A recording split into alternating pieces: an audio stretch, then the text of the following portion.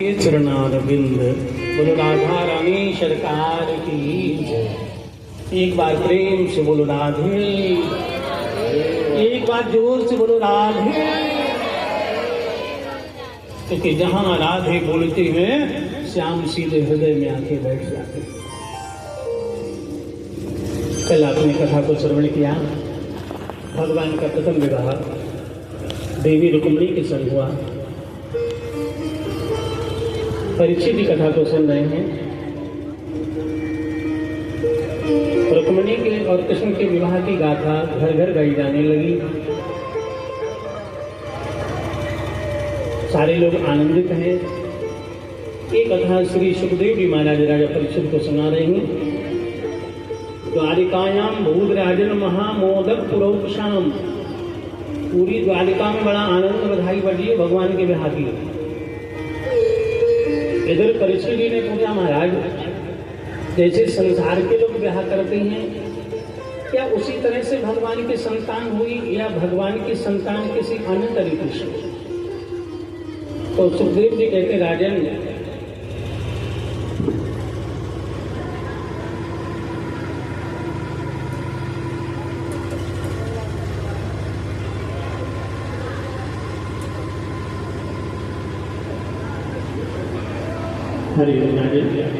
राधे राधे। श्री सुखदेव जी कहते, राजन भगवान सृष्टि की रचना करते हैं एको हम बहुश्याम। अकेले होते हैं वो कहते हैं मैं बहुत हो जाऊं, तो उनके सोचने से दुनिया रचती है। और भ्रगुटी विलास जास में हुई भों का इशारा तिरछी भों हो जाए तो प्रलय हो जाती है। अकेले ही उनकी संतति हो जाती, पत्नी की आवश्यकता ही नहीं। कैसे? उसका उदाहरण हमारे यहाँ भगवान ने मकड़ी को पैदा करके उदाहरण दिया कि अकेली मकड़ी जब जाला बनाती है तो मकड़ी किसी की सहायता नहीं लेती। जाला देखा मकड़ी का? मकड़ी जाला इधर से इधर लगाती है, यानी दूर दूर पे लगाती है, तो मकड़ी जरासी होती है। अब इतना हाथ 2 हाथ लंबा जाला वहां पे लगाए ना, तो किसी दूसरी मकड़ी से नहीं कहती बहन जी तुम पकड़ लो तब तक मैं उधर चिपका दूं। और ना कोई फेविकोल और ना कोई धागा कहीं से लेती है। धागा भी अंदर से निकलता है, फेविकोल भी उसके अंदर ही है, और जो चिपकाने वाली चटकनी है वो भी उसके अंदर ठोक दी है। अकेले ही जाला बनाती है। जाला में जब वो दूरी रखती है ना तो इंची टेप नहीं, लेकिन दूरी बिल्कुल बराबर, इंची टेप नहीं, बिना नाप तो उसकी नाप पूरी है। ऐसे ही भगवान जब इच्छा करते हैं तो उनकी संतति हो जाती है। परंतु आइए सुनाते हैं भगवान की लीला से। उनके घर में पहले पुत्र का जन्म हुआ, उनका नाम था प्रद्युम्न। ये प्रद्युम्न कामदेव के अवतार थे। उस समय की बात है जब भगवान शिव समाधि लगा के बैठ गए, उस समय एक राक्षस पैदा हुआ, उसका नाम था तारकासुर। तारकासुर के ही 3 बेटे थे जिन्होंने तीन पुर बनाए थे। उन तीनों पुरों को भगवान शिव ने पशुपतिनाथ बन करके नष्ट किया था, इसलिए उनके 2 नाम पड़े, एक त्रिपुरारी और एक पशुपतिनाथ। बोलो पशुपतिनाथ भगवान की जय। ये कथा शिव पुराण में है, क्योंकि हम शिव पुराण भी करते हैं। पंजाब में और हिमाचल में कई कथाएं शिव पुराण की हो चुकी हैं। बरेली में भी 1-2 हुई हैं। बिहार में बहुत बड़ी कथा हुई थी शिव महापुराण की, पटना में। और भागवत की कथा इज्जत नगर में होती, वहाँ से आज सगुन, अंजलि और नरेश, मंजू आज बहुत सी देवियाँ आई हुई हैं। वहाँ भी बहुत कई वर्षों से कथा हो रही है। बहुत बहुत स्वागत है कथा पंडाल में आप सभी का। भगवान शिव जो है समाधि लगा के बैठे, उसी समय एक राक्षस हो गया, उसका नाम था तारकासुर। ब्रह्मा जी का तप किया, ब्रह्मा जी प्रसन्न हो गए। बोलो बेटा क्या वरदान चाहते हो? तारकासुर ने कहा कि मुझे अमर कर दो। भगवान बोले भैया ये वाली योजना तो बंद हो गई है, अब अमर नहीं मृत्यु मांग लो। जैसे हिरण्यकश्यप ने मांगी थी, न दिन में मरू न रात में। रावण ने मांगा था हम काहुसन मरे न मारे, बानर मनुष्य जाति दीवारे बानर, और मनुष्य को छोड़कर में कोई और न मार पाए।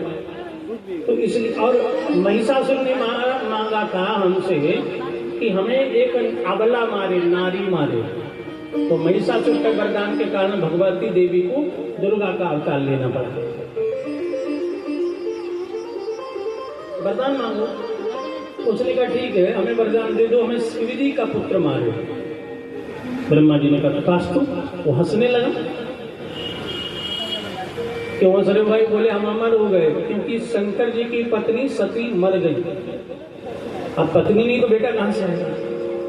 प्रसन्न होकर के अब मैं गया विष्णु लोक में, शिव जी से युद्ध किया और शिव जी को परास्त कर दिया, और वैकुंठ में श्री हरि को परास्त कर दिया।